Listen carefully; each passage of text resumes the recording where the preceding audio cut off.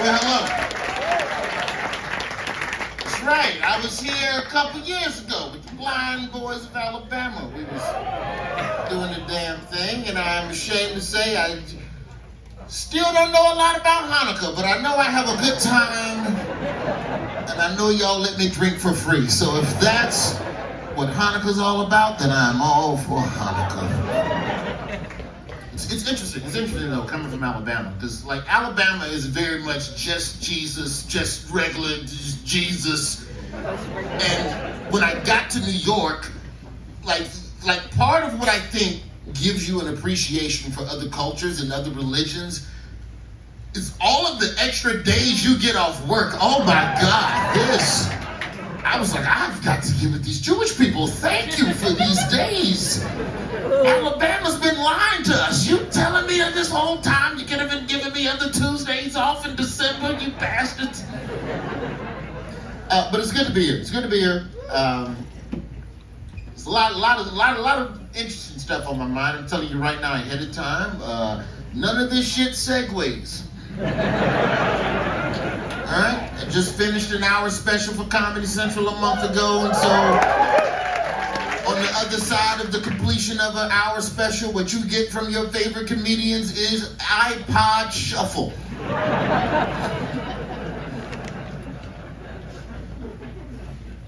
Do you think the rich people are going to take us to Mars with them? I've been thinking about that, and I don't think it's going to happen. I don't think it's going to happen. Like, because everything that's happening right now with space exploration, these are just the auditions. You know that, right?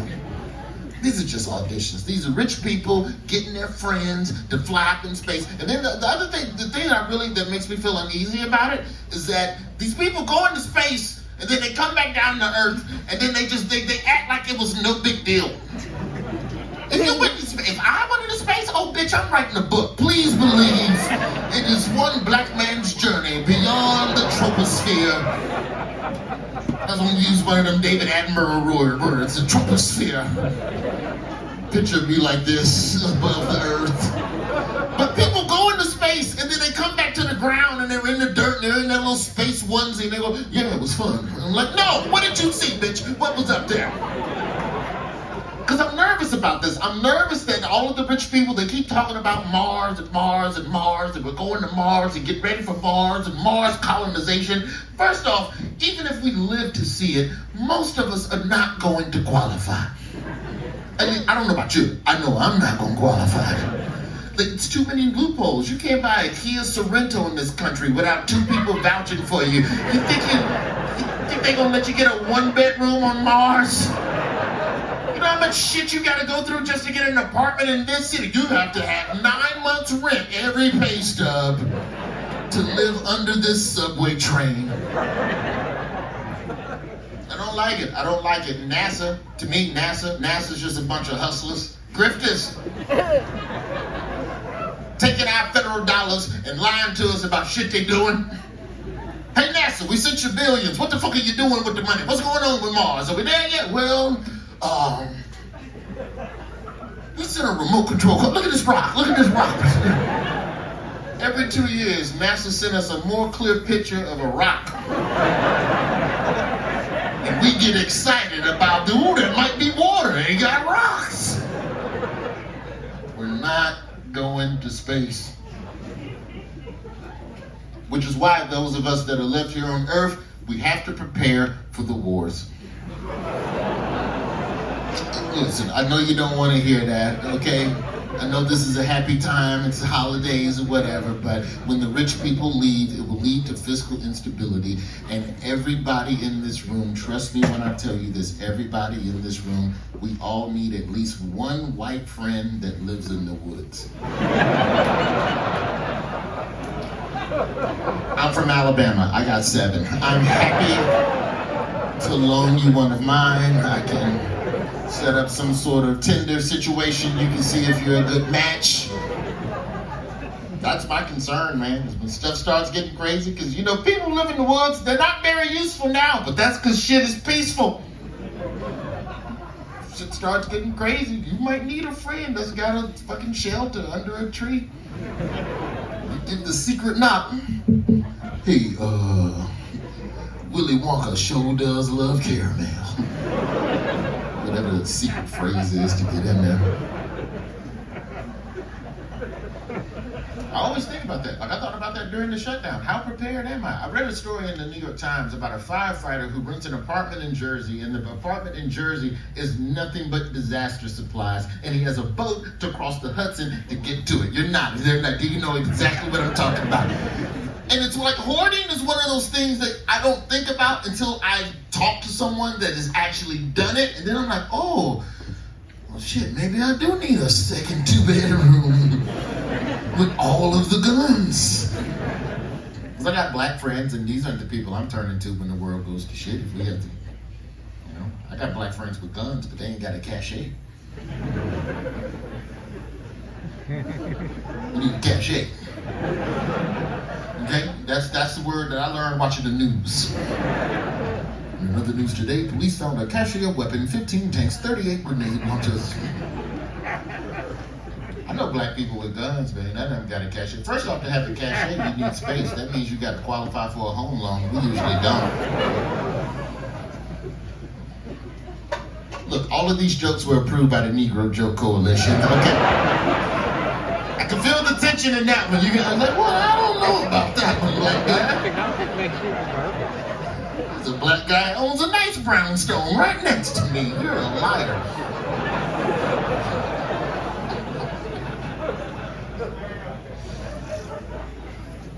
Yeah, man. I did appreciate the way that COVID made everybody nice for a little while in this city. That was nice. That was nice. Everybody was a hero for a couple months. Before COVID, the hero conversation was reserved strictly for the, first responders and military, active duty. Those are the only people we cared about. And then as stuff started shutting down, you started needing more and more shit. You started adding heroes to the list. The cops and the firefighters and the first responders and the paramedics and the nurses and homeschooling stuff. So the teachers, I appreciate the teachers. You know what the dude from Grubhub, he was pretty nice. Maybe we should clap for him too. Appreciate Grubhub. Doug from the grocery store washed my produce before he dropped it off at my front door. I like Doug as well. Really appreciated that. You go in to get carry out, they were nicer to you at the restaurants.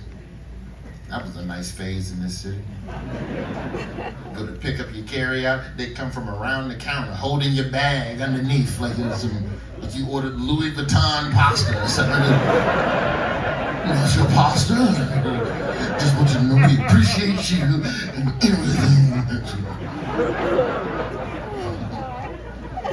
You go in that same diner today. Stand over there, asshole, your order's not ready yet. Where's your VAT card, you piece of shit? I'll beat you anything. Still good pasta, I still go back. It's nice to buy food from a place where they got an attitude. That's how you know it's good. That's arrogance. You go somewhere and they don't even ask you how you're doing, they just go, what you want?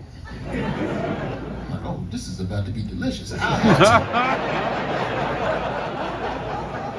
Snarkiness in your voice? Oh, yes.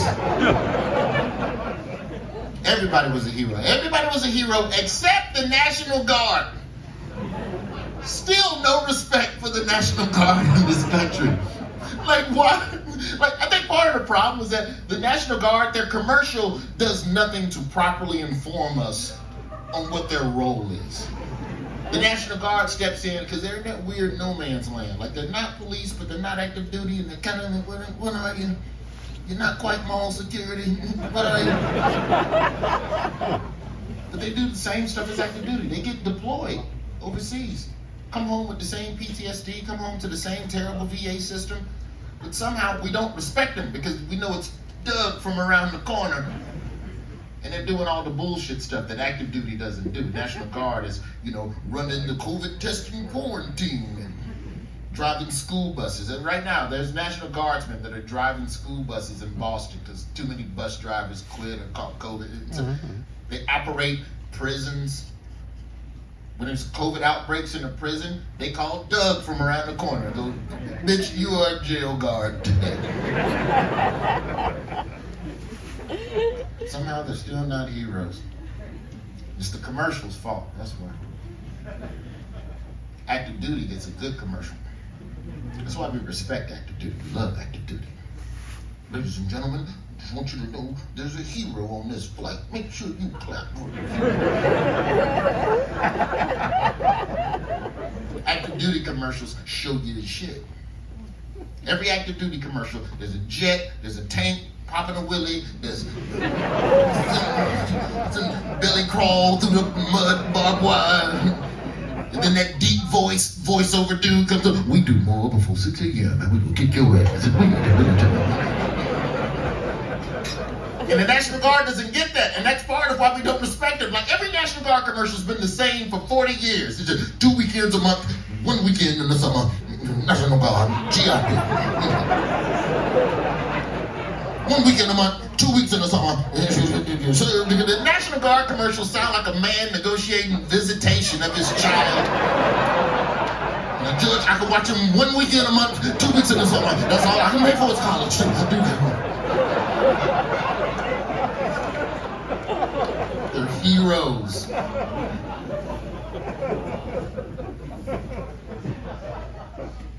Food truck drivers, heroes. Love a good food truck. You know why I respect food trucks? Because anytime you eat at a food truck, you know you're supporting an individual person's dream. It's not a lot of corporate food trucks. It's not franchise food trucks. That is just a dude with a van. Betting everything, because that's one of the biggest bets is the restaurant business. You see somebody in a truck with a deep fryer, you know how much you got to believe in yourself? These tacos are so good, bitch, I could sell them out of a fucking Dodge. Wife trying to talk him out of it. Maybe you should get a car. I don't need no fucking car, Janice. All I need is this Honda Odyssey and a deep fryer. Are you with me or not? Just doing laps around the neighborhood. The food's overpriced, but I'm happy to pay it because you know you're supporting an individual. Love it, man. Only thing I don't like with food trucks, I don't buy food from food trucks when they're in a group. I don't do food truck festivals. That's the thing in Brooklyn. If there's a festival, and you food trucks. I don't like that. Too many dreams, too much pressure. Which dream? That's true. You're gonna break somebody's heart. In a parking lot, there's 14 dreams. I ain't got but $30. That's 2 tacos. I don't have enough money. Standing there staring at these food trucks, and they all looking at you too. The people in the window of the food truck are staring at you. You're standing there holding a 20 like a rose on The Bachelorette, trying to decide. Korean barbecue, I choose you.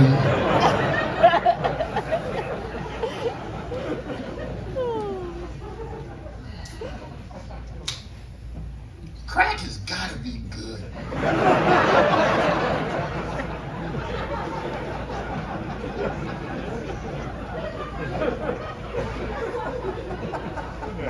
Oh wait, there's young people in here. I should have started this joke.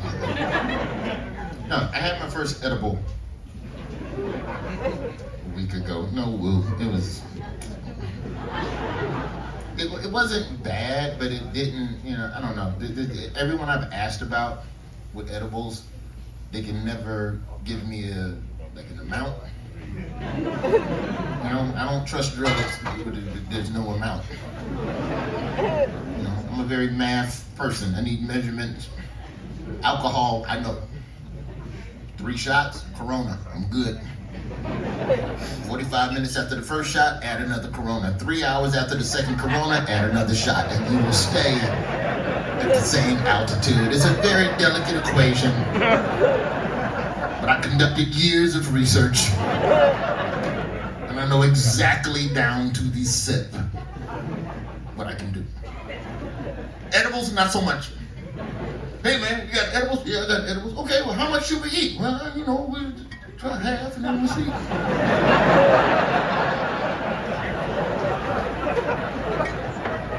That's why I respect crack. First, yeah, it's working. You ain't gotta wait for it to get your blood. Well, how much did you eat today? The crack's gotta get through all that pizza you had. No, it don't. The crack's fucking right there. Yeah, bitch. As soon as you smoke it, crack is in your brains right there. Let's go. We're on the roller coaster.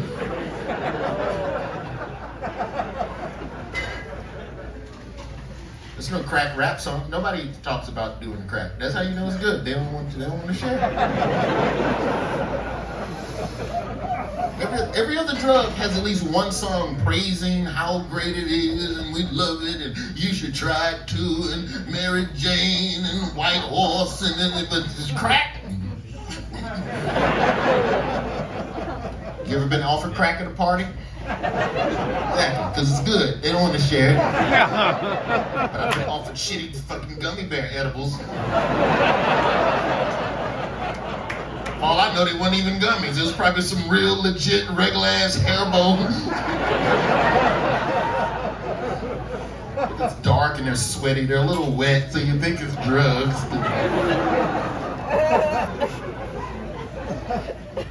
Yeah, man.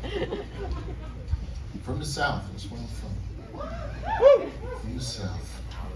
I went home for Thanksgiving. I saw something on television that it's different living here. So in 2007, I moved to LA. 2015, I came here. I have not paid rent in Alabama in well over a decade. And when you're at home for an extended period and you start watching TV, you start watching the local commercials and the local programming, you go, oh, this is what they mean by Alabama's weird. Like church comes on TV, which is fine, but they still show like the faith healers on TV, and I don't know on your faith. I haven't seen the footage of it, but it doesn't seem like y'all are the faith where you slap the shit out of people and the disease magically leaves. That's not your style. That's not what y'all do. Okay, I know that much about you. But down south, that's what they do. They have the faith healers on TV. And I sat, and my son is 5 now, so he's at the question asking age, and he can read. That's a dangerous combination when just on TV there's a number and it just says prayer line. And my son's like, what's a prayer line? I'm like, well, you know, sometimes God has a switchboard. And you can call God directly. And some person named Doug from around the corner will answer. It was short staffed, so the National Guard got called in. They had to man the prayer line. But it was just wild, man. It was wild to see it as an adult, as a 42-year-old man. And these faith healers, I don't know if you've ever seen what's happening down in the South with Southern Baptists, but these faith healers, they're rough. Very aggressive faith healers. It's not a gentle caress and then very. These people are fragile. These are like fragile people on their last leg, limping up to the stage. I don't know what to do. Pastor, I done tried everything. Have you tried the foot of Jesus? Oh my God, did he just kick this lady off the stage? And then they cut to her in the crowd. She's fine. She's dancing. I'm like, oh my God, he did fix the leg. He fixed it. The foot of Jesus really does work.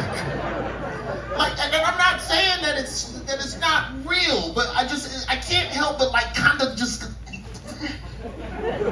If you really have the ability to kick motherfuckers and take the disease and the afflictions out of their body, you're kind of an asshole for only doing it on Sundays on television.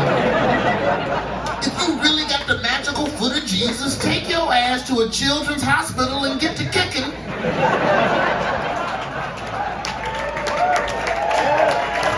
The parents will pay your bail. My son was afflicted, and the man came in and punted him like a New York Jet. And my boy was all good. Didn't even charge us a copay like those bastards at Blue Cross.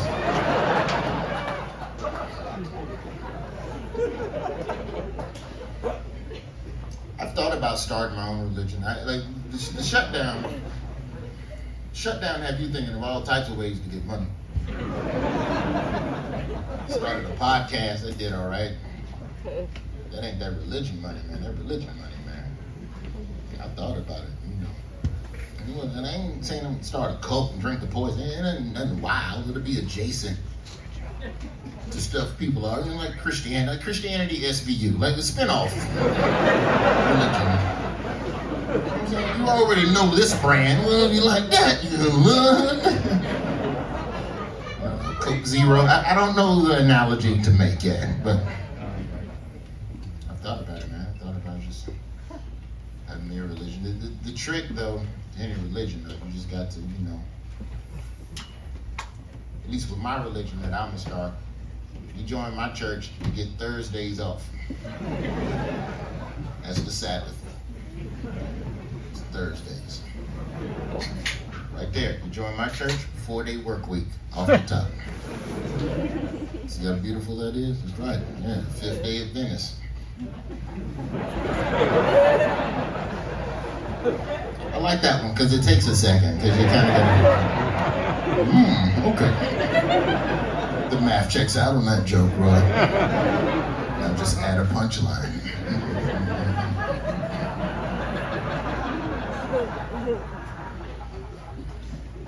All right, what can I leave you guys with? A lot of weird thoughts in my head. For the best, I'm not sharing yet because I gotta polish them up some. I know that, you'll like this. I know the name of the dude that owned my ancestors.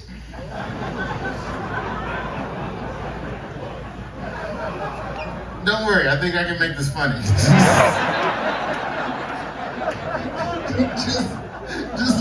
just go with me for a second. That is some strong wine. Jeez, that. Yeah, so I did that television show over the shutdown. I did Finding Your Roots.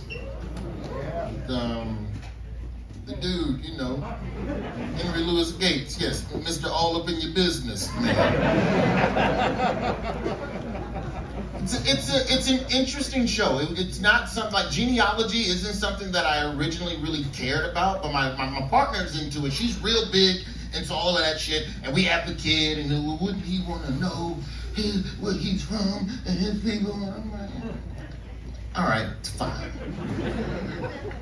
And so PBS, what they do, it's extremely interesting, and it's not like it's something amazing. Like anybody could do it. It just takes a level of meticulous digging and searching, like courthouse and public records and microfilms and random libraries. But basically, they trace you back using birth certificates, death certificates, marriage certificates, and census reports. That's it. That's all they do. And just whatever name is on the birth certificate, you find all 4 of the documents on that person. On those documents, you will find other names. You find the 4 documents on those names, and you just work your way back through history. And so that's all they do. And he worked it all the way back to the man who bought my great-great-grandfather, who had the name Wood. And it's a weird thing. That's a weird fact to know. Because he also gave me the names of the ancestors and where they live now in Clarkston, Georgia. And, what do you do with that information? Because first off, it's not like I'm going to walk up to him and this was my granddaddy. It's not. I'm not showing up to hold you responsible, but it would be nice to know that y'all are broke as fuck. That would make me feel good. I just want to show up and know that y'all are broke. If your restaurant is doing okay, I want to give you 2 stars on Yelp. I'm not You never go 1 star. You give them 2 stars and let them know, I believe in you, you can change.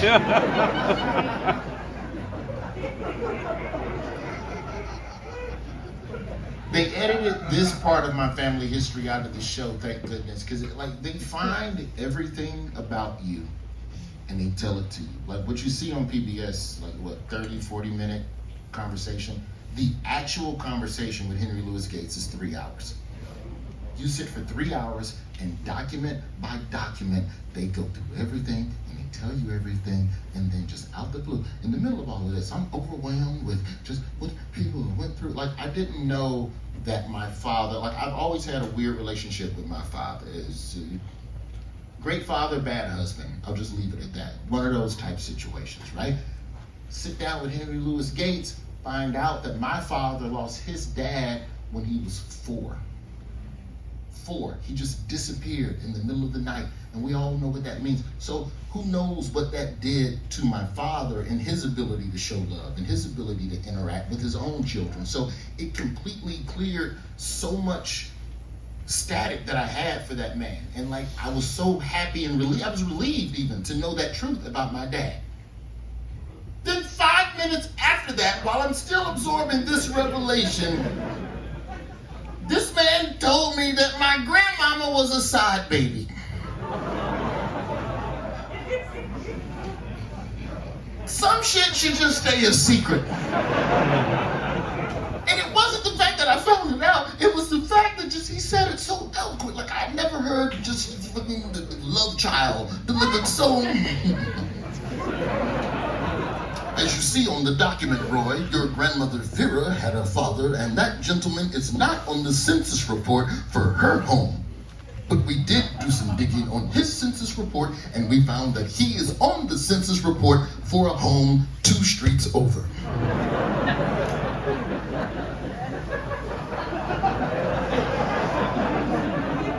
And I'm sitting there, and I'm like, bitch, I just found out my daddy lost his daddy in the dark of the night. Nigga, what do you, because do you know what that means, bro? And I knew what it meant, but I had to play it off. I'm like, no, I don't know. What does it mean? The man on my grandmama's birth certificate is not listed as head of household on her census report, so he's head of household. It means that your grandmother was the result of an affair. He did that. He went.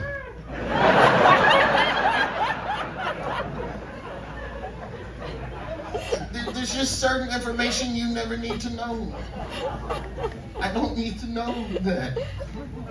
And what do you expect me to do with this information? You think I'm gonna go ruin the family reunion? You think I'm gonna show up to the family reunion where they got the tree and everybody, and our family reunions down south, they set up a big tree on a wall, and you go and you write yourself and your lineage on the tree, and then at the end of the weekend, everyone takes a picture of the tree so you have an accurate assessment of the family. You think I'm gonna just walk up this year and just go, actually everybody, I wanna talk to a black dude in suspenders. These 3 branches gotta go. This is not the truth right here. No, it is not. I'm so sorry about that.